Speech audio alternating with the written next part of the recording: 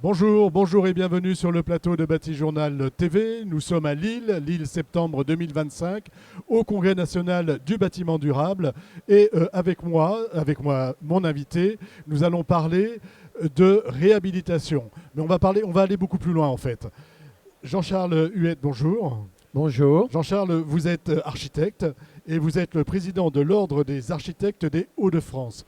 Alors on va parler réhabilitation, mais avant de parler réhabilitation, j'aimerais que nous parlions de l'ordre. Qu'est-ce que c'est? L'ordre, comment dirais-je, c'est privé, mais avec une mission par le gouvernement qui est de la gestion du tableau de l'ordre des architectes et de tout ce qui tourne autour de l'architecture. Donc l'ordre n'est pas là pour défendre les architectes, mais il est là pour défendre l'architecture.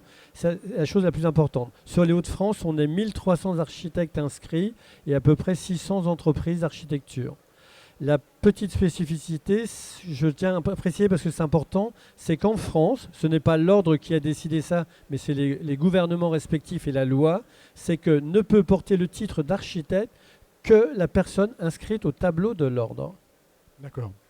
Et pour avoir la fonction de président comme vous, il faut être encore en activité, c'est ça? Alors, on doit être en activité. Ensuite, il y a des élections tous les 3 ans où il y a un renouvellement du conseil. Donc, sur les Hauts-de-France, on est 18 conseillers. Et donc, tous les 3 ans, il y a un renouvellement. Et ensuite, quand les conseillers sont élus, on vote pour le bureau, le président, trésorier et vice-président. Voilà. Donc, on va voir un petit peu les messages que vous voulez faire passer aujourd'hui. Le premier message, c'est que vous ne voulez plus parler de politique du logement, mais vous voulez parler de politique de l'habitat. Pourquoi?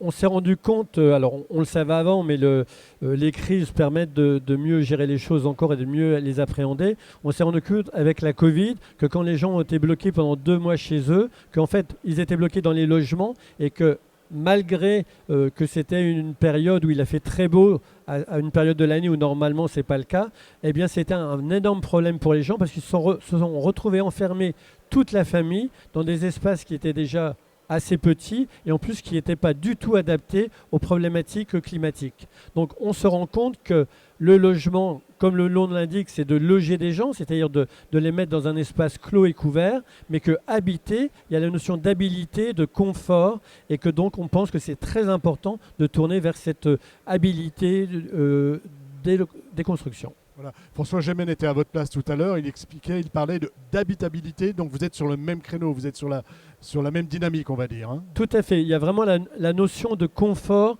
du lieu de vie ou du lieu de travail d'ailleurs.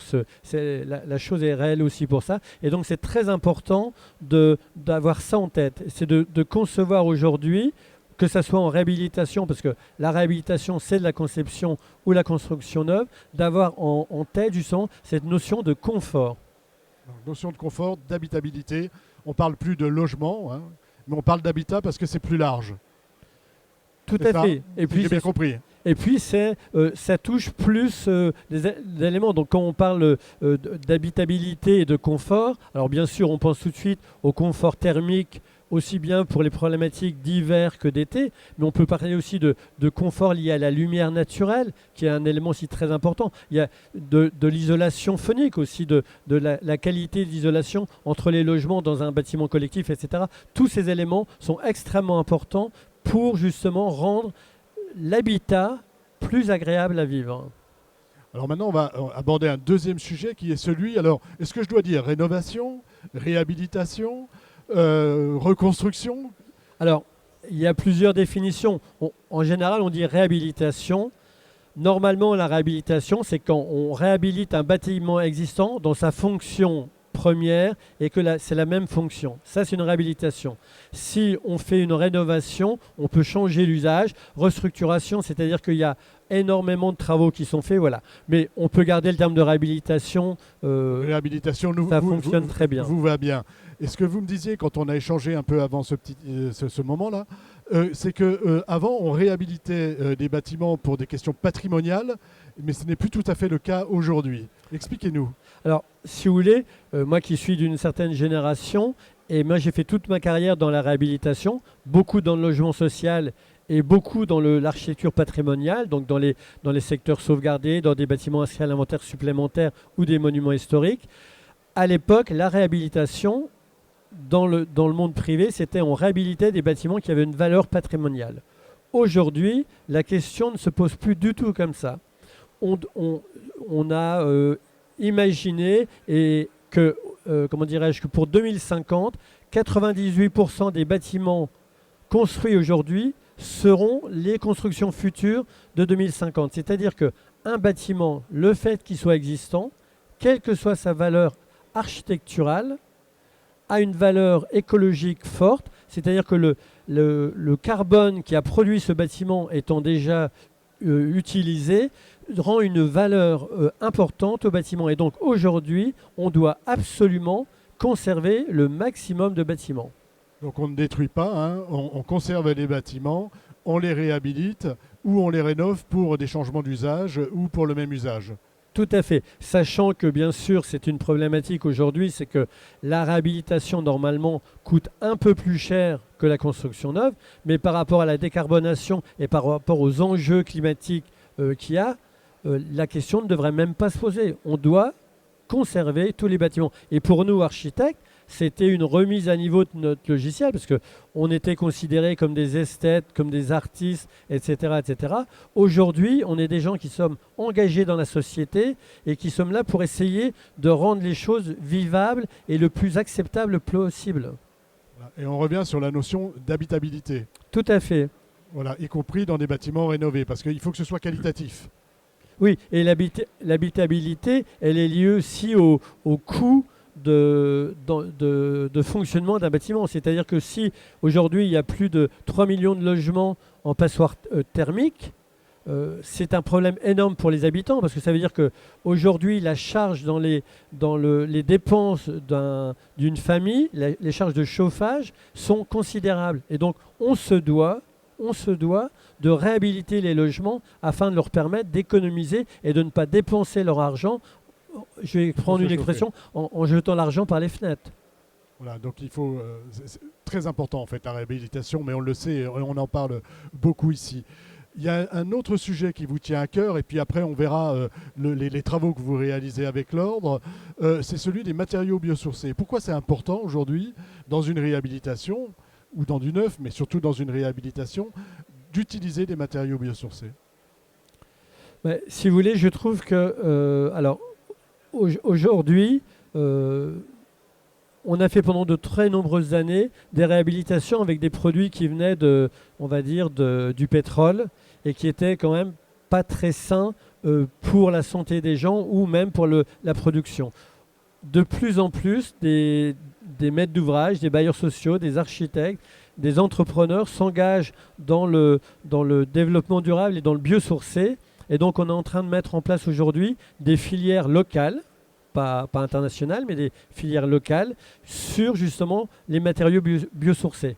Le meilleur exemple, c'est Maison et Cité, qui est un bailleur social de la région des Hauts-de-France et qui a, par l'usage et la demande dans ses projets de réhabilitation d'utiliser le béton de chanvre, fait qu'il a créé des filières de cultivateurs de chanvre, des entreprises formées à la pose du chanvre et des architectes et des bureaux d'études capables de prescrire ces produits.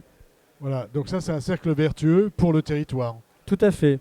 Donc ça crée de l'emploi, ce qui quand même à l'heure actuelle n'est pas négatif, et surtout ça crée des matériaux sains pour le futur. Je vois tous les gens qui travaillent dans le biosourcé, tous ont une mission complémentaire, c'est-à-dire que quand nous on faisait un projet d'architecture, on avait des échanges avec notre client et ensuite on réalisait le chantier et à la fin du chantier, les utilisateurs récupéraient le bâtiment. Aujourd'hui, les gens qui travaillent dans le biosourcé font tous des ateliers pédagogiques autour de la pose des matériaux biosourcés avec les futurs usagers. Donc si c'est une école, avec les élèves et les professeurs ou instituteurs, si c'est avec les habitants, etc., pour permettre et faire comprendre aux futurs usagers la qualité intrinsèque de ces produits qui vont être posés et le pourquoi du choix de ces matériaux. L'intérêt de ces matériaux, parce on ne va pas les développer ici, mais ils ont beaucoup de qualité, on va dire. Tout à fait. Alors, on va revenir un petit peu sur les travaux du Conseil de l'Ordre. Là, vous m'avez apporté un petit document qui s'appelle Habitat, Ville, Territoire. C'est un plaidoyer. Et je voudrais que vous nous expliquiez de quoi il s'agit. Ça fait partie déjà, comme vous le voyez, habitat, ville et territoire, c'est d'essayer de lier l'ensemble des choses. Donc, c'est-à-dire qu'avant, on raisonnait peut-être bâtiment ou ville ou territoire, c'est-à-dire département ou région. Et aujourd'hui, on se rend compte qu'il faut englober les trois. Donc quand je parle des filières et de l'utilisation de matériaux biosourcés, c'est bien une notion de territoire. Et l'habitat, c'est ce que je vous disais au début de notre entretien, c'est qu'on n'est plus là dans le logement, mais dans l'habitat, donc dans cette notion qualitative. Et donc c'est de reprendre que l'idée, c'est de bien sûr réhabiliter les bâtiments et non pas de les détruire. Ça, c'est vraiment... C'est la base. Oui, c'est la base. Mais ça paraît... pour les architectes, ça a été vraiment quelque chose de compliqué parce que même moi, si j'ai fait de la réhabilitation toute ma vie, quand je vois les jeunes agences d'architectes aujourd'hui, comment ils interviennent dans la réhabilitation, c'est une autre approche. Il n'y a vraiment plus cette notion, malgré qu'ils fassent un travail excellent d'architecture, malgré qu'ils dessinent les projets réhabilités, ils partent de projets qui, au départ, n'avaient pas grand intérêt architecturalement. Pas de qualité architecturale voilà. spécifique. Mais par leur travail et leurs compétences, ils en font des ouvrages extrêmement agréables à vivre ou à travailler dedans et qui sont en plus plutôt agréables à regarder également. Vous-même, avec votre expérience, vous ne travaillez pas aujourd'hui comme vous travailliez il y a une trentaine d'années. Tout à fait. Alors, comme vous le savez, changer, c'est difficile. Donc, comme j'ai une longue expérience professionnelle, je ne suis pas aussi efficace, on va dire, que mes jeunes confrères dans cette démarche-là, quand même. Je dois le reconnaître. Même si mon logiciel a été... j'ai réinitialisé mon logiciel, il y a quand même une pratique qui fait que je n'ai pas leur réflexe par rapport à ça. Voilà. Donc, les architectes ont acquis de bons réflexes, de nouveaux bons réflexes. Tout à fait. Alors, un autre document que vous m'avez apporté, qui est un document de l'Ordre des architectes, c'est l'architecture comme solution, et on est toujours sur les questions d'habitat, ville et territoire. Qu'est-ce que je trouve dans ce document et pourquoi l'architecture est une solution ? Si vous voulez, c'est ce que je disais à un moment donné, c'est que dans ce petit livret, c'est une série d'une vingtaine de fiches, et c'est pour montrer, parce que quand on parle à un élu ou à un particulier de réhabilitation, de qualité architecturale, etc., c'est un peu compliqué. Donc là, ce sont des cas types particuliers, et à chaque fois avec un exemple d'une intervention. Et ça permet comme ça aux personnes que l'on rencontre de pouvoir se projeter dans ce qu'on veut dire. C'est-à-dire que ce ne sont pas... On peut quelquefois reprocher aux architectes de bien parler ou de faire des longs discours. Et là, donc, ces fiches sont très synthétiques et elles montrent des exemples très simples du quotidien, donc des choses accessibles à tous, pour montrer en fait l'intérêt de passer par une conception architecturale, quel que soit le niveau de son projet. Voilà, donc par exemple, sur ce document, j'ai mettre en place l'architecture en circuit court. Ils l'ont fait, construire bas carbone en bois 100% local. Voilà, tout à fait. Donc, alors, je vous rassure, tout ce qu'on va énoncer là, c'est ce qu'on a commencé à énoncer au départ. C'est qu'on a vraiment la notion de mettre en valeur la réhabilitation, mettre en valeur les circuits courts, mettre en valeur les compétences locales. C'est bien sûr l'objectif de l'ordre et pas que de l'ordre. Le salon qu'on a aujourd'hui est bien dans cet esprit, dans l'air du temps. Alors maintenant, c'est nos propositions, c'est vos propositions pour la réhabilitation en France. Pareil, c'est un document de l'Ordre des architectes. Nos propositions pour la réhabilitation en France, quelles sont-elles ? Alors, je ne vais pas vous demander de nous lire, parce qu'après, vous allez nous dire où je peux me le procurer. Oui, en fait, si vous voulez, aujourd'hui, la réhabilitation, à part quelques bâtiments publics ou dans le logement social, la réhabilitation de logements sociaux, l'architecte est très peu présent. Pas parce qu'il ne veut pas, mais les personnes considèrent qu'un architecte, ça coûte de l'argent en plus. Peut-être que pour l'instant, on a encore une image d'une certaine époque où on était donc considérés, comme je disais, comme des artistes, alors que moi, depuis que je suis inscrit à l'ordre, je rencontre encore plus mes confrères qu'avant, et je me rends compte que ce ne sont pas des artistes, ce sont des professionnels, des gens avec des compétences techniques, sociales, psychologiques, et que c'est des gens qui sont engagés dans la société et que leur but, ce n'est pas de faire dépenser de l'argent à leurs clients, mais c'est bien justement l'inverse, c'est que le peu d'argent qui sera dépensé devra être bien sûr mis à bon escient et permettra aux gens de faire des économies sur le futur. Donc ce livret exprime en fait, c'est-à-dire qu'aujourd'hui, dans l'instruction d'une déclaration de travaux, les architectes ne sont pas invités forcément à participer. Et nous, on pense que l'architecte, par ses compétences aussi bien acquises durant ses études qu'ensuite dans son exercice professionnel, est le seul, dans l'acte de construire, à avoir l'esprit de synthèse, d'avoir une vision globale des choses. Si vous faites appel à un chauffagiste, il va vous donner il sera très pointu sur le choix de la chaudière. Si vous faites appel à un menuisier, il sera très compétent sur les types de bois ou d'aluminium des châssis, etc., etc. Le seul qui a la vision globale, le regard global et surtout l'objectif final, c'est l'architecte. C'est l'architecte. Donc, prenez un architecte quand vous réhabilitez. Tout à fait. Ça ne vous coûtera pas finalement beaucoup plus cher. Non. Pour moi, avec un architecte compétent, ça sera même moins cher parce que l'argent sera mis.